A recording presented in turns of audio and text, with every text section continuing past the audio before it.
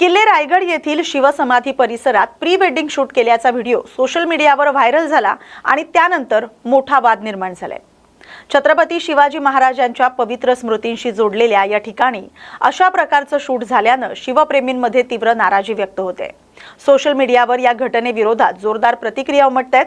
श्रद्धास्थळांचा अशा प्रकारे वापर योग्य आहे का असा सवाल उपस्थित केला जातोय। तसंच अशा प्रकारांवर तात्काळ निर्बंध आणावेत अशी मागणी देखील पुढे येते। दरम्यान दुर्गरक्षक आणि शिवप्रेमींनी संबंधितांवर कठोर कारवाई करण्याची मागणी केली, अन्यथा आंदोलन छेडण्याचा इशारा देण्यात आलाय। प्रशासन या प्रकरणी काय भूमिका घेणार याकडे सर्वांचं लक्ष लागले।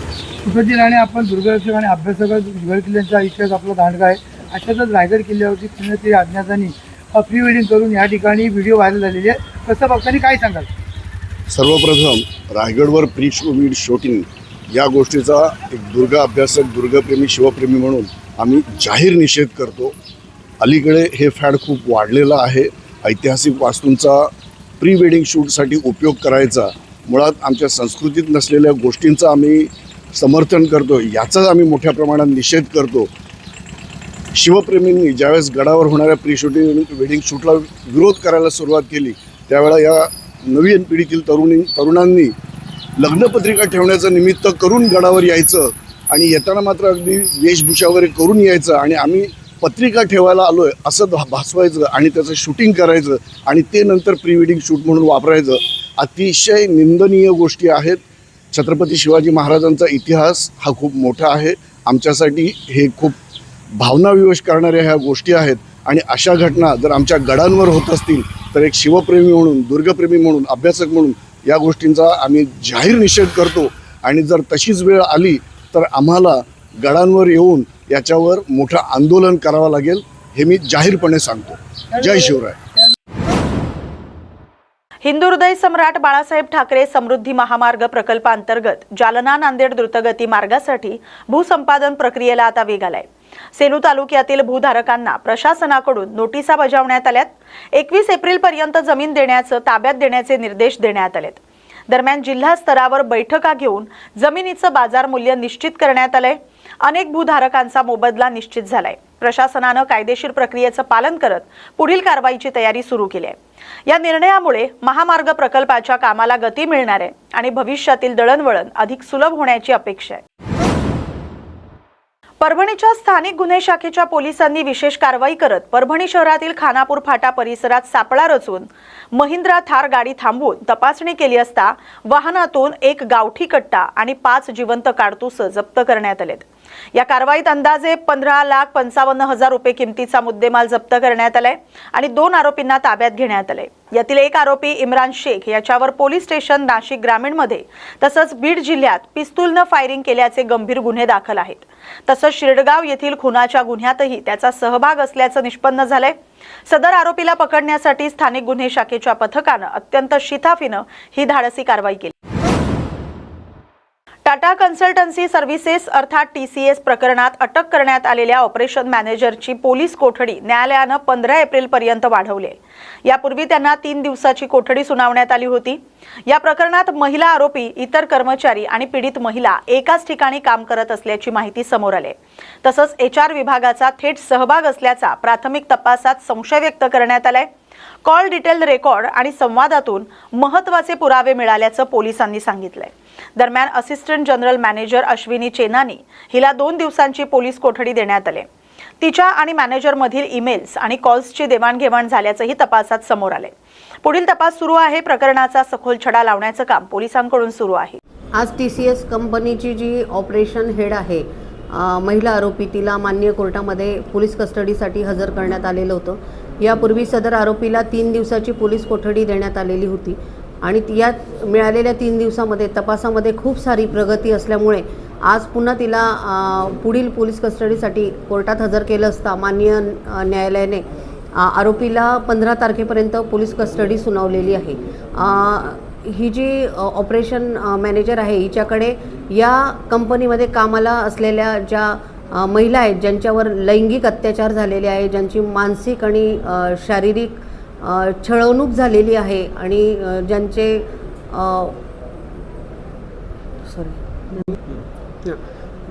ज्या महिलांचा मानसिक आणि लैंगिक छळ झालेला आहे, तर अशा महिलांनी या आरोपीकडे वेळोवेळी तक्रारी केलेल्या होत्या, परंतु या आरोपीने ती सदर विभागाची हेड असताना, तसंच जी पॉश कमिटी आहे त्याची पण सदस्य असताना आणि स्वतः एक महिला असताना तिने या पीडित महिलांची बाजू न घेता उलटपक्षी आरोपींची बाजू घेऊन आरोपींना तिने आत्मविश्वास त्यांचा बळावला आणि त्यांना पाठिंबा केला आणि त्यांना तिने चिथावणी दिल्यामुळे आरोपींचं कॉन्फिडन्स वाढवून त्यांनी आणखी पण गुन्हे केले आणि त्या बाबतीत आणखी 9 अशाच प्रकारचे गंभीर स्वरूपाचे गुन्हे ऑलरेडी पोलीस स्टेशनला दाखल आहेत आणि या महिला अत्याचाराच्या गुन्ह्यासंदर्भात आता SIT स्थापन झालेली आहे आणि ही संवेदनशील गुन्हे बघता SITने मला म्हणजेच असिस्टंट डायरेक्टर आणि पब्लिक प्रॉसिक्युटरला लेखी पत्र देऊन विनंती केलेलं आहे की महिलांच्या हितासाठी आपण कोर्टामध्ये व्यक्तिशः हजर राहून काम बघावे, म्हणून आज रोजी मी माननीय कोर्टामध्ये हजर राहून पीडित महिलांच्या वतीने प्रभावी युक्तिवाद केला आणि माझ्यासोबत जे सहाय्यक सरकारी अभियोक्ता आहेत अनिकेत आव्हाड, त्यांनी पण प्रभावी युक्तिवाद केला आणि म्हणून गुन्ह्याचे गांभीर्य बघता माननीय कोर्टाने आरोपीला 2 दिवसाची पोलीस कोठडी सुनावली आहे. मॅडम, कोर्टाने विचारणा केली होती की मागच्या PCR आणि या PCR मध्ये फरक आहे, वेगळं काय तुम्ही कशासाठी मागतायत परत? मागच्या PCR मध्ये ह्या आरोपीचा गुन्ह्यामध्ये सक्रिय सहभाग आहे अगर कसे, किंवा इतर जे 9 गुन्हे आहेत किंवा हा गुन्हा आहे, या गुन्ह्यातले जे आरोपी आहेत त्यांचे आणि हिचे काही संबंध आहे का, किंवा हिचं इन्व्हॉल्वमेंट आहे का, किंवा हिने पीडितांची बाजू घेतली नाही तर त्याच्या पाठीमागचा हेतू काय, नेमका उद्देश काय, याबाबत तपास करायचा असल्याने आपण आधी पोलीस कस्टडी घेण्यात आली होती. परंतु तपासादरम्यान इतर जे आरोपी आहे त्यांचं आणि ही जी आरोपी आहे तिचं तांत्रिक पुराव्याच्या आधारे किंवा इतर पुराव्याच्या आधारे तिचा सक्रिय सहभाग गुन्ह्यामध्ये दिसून आल्याने माननीय कोर्टाने आरोपीला 15 तारखेपर्यंत पोलीस कोठडी सुनावली आहे. मॅडम, येवला येथील स्टेट बँक ऑफ इंडिया शाखेतून काउंटरवर ठेवलेली 5,10,000 रुपयांची पिशवी अज्ञात चोरट्यानं चोरून नेल्याची घटना घडली होती. येवला शहर पोलिसांनी तपास तत्पर करत मध्य प्रदेशातून चोरीची संपूर्ण रक्कम हस्तगत केली आहे आणि चोरट्यांचा तपास घेत पोलीस तपास घेत आहेत. वरिष्ठ अधिकाऱ्यांच्या मार्गदर्शनाखाली येवला शहर पोलीस पथकानं ही कारवाई यशस्वीरित्या पार पडली. नमस्कार, मी पोलीस निरीक्षक योगेश घोरपडे, येवला शहर पोलीस ठाणे. येवला शहर पोलीस स्टेशन येथे नोंद असलेला CR नंबर 40/26 ह्या गुन्ह्यामध्ये तक्रारदार अशोक तुकाराम पगारे, वय 65 वर्ष, हे सेवानिवृत्त शिक्षक आहेत आणि हे सध्या धान्याची खरेदी विक्री आणि थोडक्यात मार्केटमध्ये व्यापारी म्हणून हे काम करत आहेत. तर त्यांनी दिनांक 18/2/2026 रोजी ते state bank of India Shani पटांगण येथील जी ब्रँच आहे या ब्रँचमध्ये ते पैसे काढण्यासाठी आले होते. त्यांनी 5,10,000 रुपये बँकेतून काढले 1400 ते 14:30 वाजण्याच्या दरम्यान आणि ते काही ऑनलाईन संदर्भातलं काही कामकाज करत असताना त्यांची बॅग, म्हणजे ती रक्कम असलेली बॅग आणि इतर क्रेडिट कार्ड, आधार कार्ड आणि इतर डॉक्युमेंट्स असलेली बॅग त्यांची काउंटरवर ठेवण्यात आली आणि एका मुलानं ती त्यांची नजर चुकून चोरी केली. तर सदर गुन्ह्यामध्ये तपासादरम्यान आम्ही बँकेचा एक CCTV कॅमेरा अवेलेबल होता, तो तपासला. इतर कॅमेरे त्यांचे काही तांत्रिक कारणानं बंद होते. त्यानंतर बाहेर जो ATMचा कॅमेरा आहे तो आम्हाला फुटेज त्याचं विलंबानं मिळालं. ते फुटेज इतर आम्ही गावातले फुटेज मिळवण्याचा प्रयत्न केला. काही अतिक्रमणामुळे आम्हाला ते फुटेज मिळाले नव्हते. परंतु मग पळसे गावात जे चोर होते बाहेरचे ATMच्या याच्यामध्ये त्या मुलासोबत 2 इतर आरोपी निष्पन्न झाले आणि तेच आरोपी पळसे या गावामध्ये युनियन बँक ऑफ इंडिया आहे त्या बँकेच्या ATM मध्ये कार्ड वापरण्याचा त्यांनी प्रयत्न केला. तिथून त्यांची चेहरेपट्टी आम्हाला क्लिअर झाली आणि त्यातून तांत्रिक पद्धतीने थोडा तपास केला, बातमीदारांची मदत घेतली. माननीय वरिष्ठांच्या मार्गदर्शनाखाली जिल्हा पोलीस अधीक्षक श्री बाळासाहेब पाटील सर, अपर पोलीस अधीक्षक श्री तेजवीर सिंग संधू सर आणि उपविभागीय पोलीस अधिकारी मनमाड श्री बाजीराव महाजन सर यांच्या मार्गदर्शनाखाली मध्य प्रदेश येथे जाण्याची परवानगी प्राप्त केली आणि ते आरोपी जे ट्रेस झाले होते कडिया सांची तालुका पतसोर जिल्हा राजगड मध्य प्रदेश या ठिकाणी आमच्या पोलीस स्टेशनचे पोलीस नाईक सतीश मोरे आणि पोलीस कॉन्स्टेबल जनार्दन दळवी यांची टीम त्या ठिकाणी गेली आणि जे लोक आम्ही बातमीदारांच्या मदतीने आयडेंटिफाय केले होते ते आमचा जो हे होता ॲक्युरेट म्हणजे जो आम्ही अंदाज केला होता आणि काही बातमीदारांची मदत केली होती ते परफेक्ट त्याचं तो व्यक्ती मिळून आला. म्हणजे त्या व्यक्तीचं घर मिळून आलं. हिमांशू कुमेर सिंग छायल वय 24 वर्ष राहणार कडिया सांची तालुका पतसोर जिल्हा राजगड मध्य प्रदेश. स्थानिक पोलिसांच्या मदतीनं ह्या पथकानं तिथं कोम्बिंग ऑपरेशन राबवलं आणि त्याच्या जो भगवान सिंग म्हणून जो नातेवाईक होता त्यानं हे कबूल केलं की 2 दिवसापूर्वी तो तिथं आला होता आरोपी आणि त्याच्या घरात एक बॅग ठेवून गेला होता. ती बॅग त्यांनी पोलीस स्टेशनला हजर केली तर आम्हाला ती रक्कम 5,10,000 ही 100% या गुन्ह्याची रिकव्हरी आम्ही मिळवली आहे आणि आरोपींचा पुढील शोध घेण्याचा कार्यक्रम चालू आहे. तांत्रिक शिंदे सेनेच्या 3 जिल्ह्यातील पदाधिकाऱ्यांच्या नांदेड शहरात मेळावा आयोजित करण्यात आला होता. या मेळाव्यात बोलताना हिंगोलीचे आमदार संतोष बांगर यांनी युतीच्या मंत्र्यांना विशेष करून शिंदे गटाच्या मंत्र्यांना घरचा आहेर दिलाय. काही मंत्र्यांच्या डोक्यात हवा गेली आहे, ते उंटावरून शेळ्या हाकण्याचं काम करतायत, फोन उचलत नाहीत. अशा मंत्र्यांना घरचा रस्ता दाखवण्याची मागणी केली आणि ही मागणी त्यांनी खासदार श्रीकांत शिंदे यांच्या समोर केली. यावेळी मंत्री गुलाबराव पाटील हे देखील उपस्थित होते. महात्मा ज्योतिबा फुले यांच्या द्विशताब्दी जयंती वर्षानिमित्त भव्य चित्ररथ येवला शहरात दाखल झालाय. समता परिषद आणि भुजबळ समर्थकांनी पुष्पवृष्टी करत जल्लोषात स्वागत केलंय. या चित्ररथावर भिडेवाडा, पहिली मुलींची शाळा तसंच महात्मा फुले, सावित्रीबाई फुले आणि डॉक्टर बाबासाहेब आंबेडकर, शाहू महाराज यांचे अर्धपुतळे साकारण्यात आलेत. तो नागरिकांच्या आकर्षणाचा केंद्रबिंदू ठरतोय. नाशिकहून निघालेला हा चित्ररथ डॉक्टर बाबासाहेब आंबेडकर जयंतीनिमित्त येवल्यात पोहोचताच शहरात उत्साहाचं वातावरण निर्माण झालंय. सूर्य महात्मा ज्योतिराव फुले यांच्या द्विशताब्दी जयंती वर्ष निमित्ताने अखिल भारतीय महात्मा फुले समता परिषदेच्या माध्यमातून एक चित्ररथ, ज्या चित्ररथामध्ये डॉक्टर बाबासाहेब आंबेडकर, शाहू महाराज, ज्योतिराव फुले, महात्मा ज्योतिराव फुले, सावित्रीबाई फुले व त्यांच्या ऐतिहासिक वारसा असलेला हा चित्ररथ या ठिकाणी आज येवल्यामध्ये आलेला आहे. आज डॉक्टर बाबासाहेब आंबेडकर यांची जयंतीच्या निमित्तानं येवलेकरांसाठी ही खूप महत्त्वाची पर्वणी आहे की या पुरोगामी विचारसरणीचे हे जे काही आपले सर्व नेते आहेत या नेत्यांच्या विचारांना उजळणी मिळेल आणि त्यांच्या विचारांची देवाणघेवाण अखिल भारतीय महात्मा फुले समता परिषदेच्या माध्यमातून या ठिकाणी होईल. हा जो चित्ररथ आहे हा माजी खासदार समीरभाऊ भुजबळ यांच्या संकल्पनेतून साकार झालेला आहे आणि येवलेकर या चित्ररथाची आज आम्हाला कळलं, आता आम्ही या चित्ररथ घेऊन येत असताना की येवलेकर या चित्ररथाची आतुरतेने वाट बघत. या भव्य दिव्य रथाचं आम्ही येवला नगरपालिकेकडून सर्व नगरसेवकांकडून स्वागत करत आहे आणि ह्या रथाचं भुजबळ साहेबांनी जे पूर्ण द्विशताब्दी वर्ष निमित्ताने पूर्ण भारतासाठी हे रथ खुला केलेला आहे.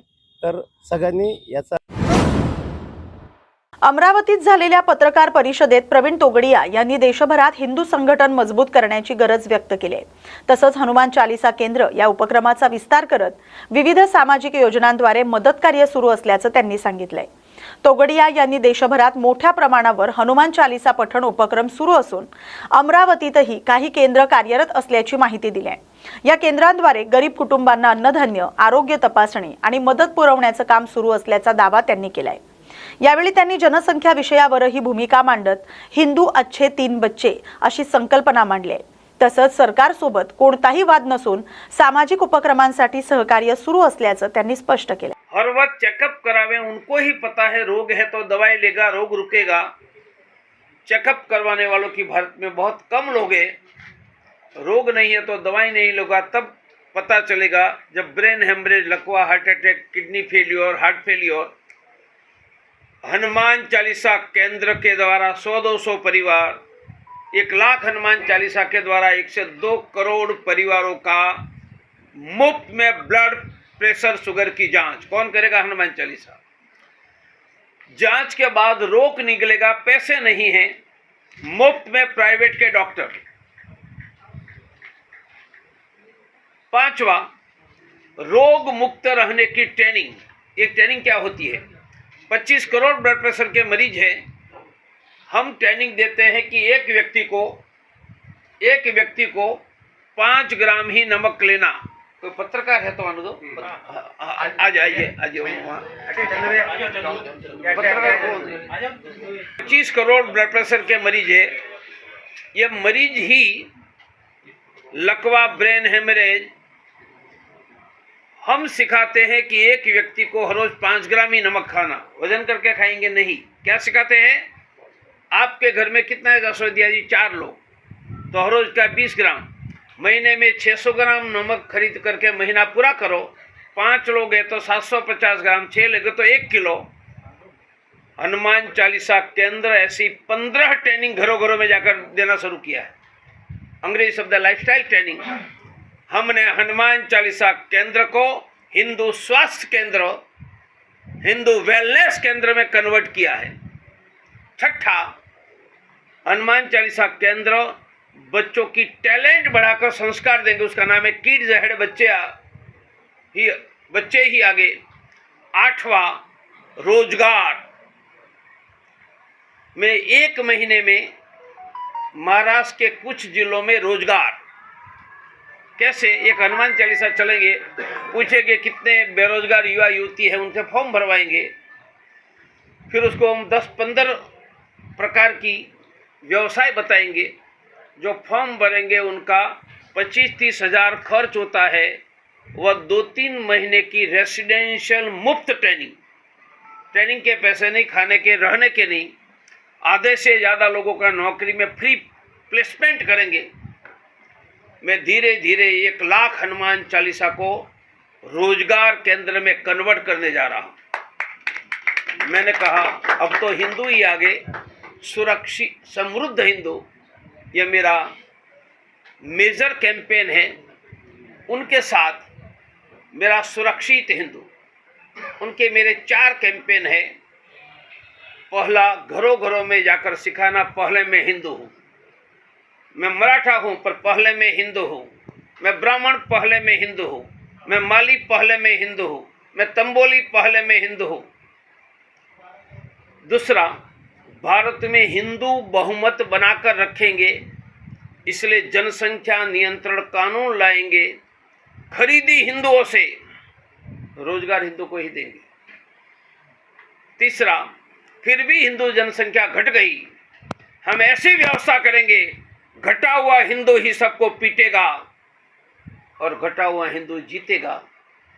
यह मेरी योजना 1 लाख, बाद में 5-11 लाख हनुमान चालीसा केंद्र है। जैसे मस्जिद में ऐलान होता है, यहाँ भी एक बंधु है, ऐसे मेरे हनुमान चालीसा केंद्र हिंदुओं की रक्षा का ऐलान का केंद्र बनेगा। चौथा, हमारा घर हिंदू घर, सुखी घर, समृद्ध घर, सुरक्षित घर, रोजगार युक्त घर, रोग मुक्त घर। मैं नवंबर से निकला हूँ।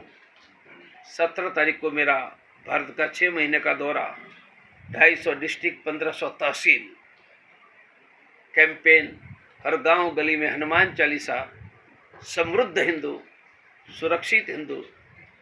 बस इतना ही बताना था। बाप, इतनी गर्मी में आप आए तो अच्छा कुछ खिलाएंगे पिलाएंगे, मेरा विश्वास है ही। आपको पूछ रहा है तो। अंबादास दानवे यांनी डॉक्टर बाबासाहेब आंबेडकर जयंतीनिमित्त नागरिकांना शुभेच्छा देत संविधानाच्या संरक्षणाचं आवाहन केलंय। काही घटक संविधान कमकुवत करण्याचा प्रयत्न करत असल्याचा आरोप त्यांनी केलाय। खरात एन्काउंटर प्रकरणावर प्रश्न उपस्थित करत विविध तपास यंत्रणा कार्यरत असताना एन्काउंटर कसा झाला असा सवाल त्यांनी उपस्थित केलाय। तसंच कायदेशीर प्रक्रियेप्रमाणे तपास व्हावा अशी मागणी देखील त्यांनी केली आहे. ड्रग्ज प्रकरणावर बोलताना राज्यात अंमली पदार्थ सहज उपलब्ध होत असल्याबद्दल चिंता व्यक्त करत यावर कठोर कारवाईची गरज असल्याचं त्यांनी सांगितलं. मला असं वाटतं आता कोणताही ज्याच्यावर आरोप आहे ते लोक मी आरोपी नाही असं सांगत असतो.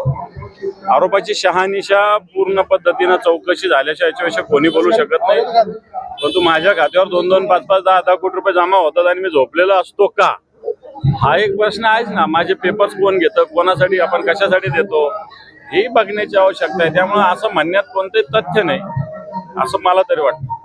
रोहित पवारांचं एक ट्विट होतं की या महिन्याच्या शेवटपर्यंत सत्तेतला एक मोठा पक्ष सत्तेतल्याच एका पक्षाची शिकार करणार आहे.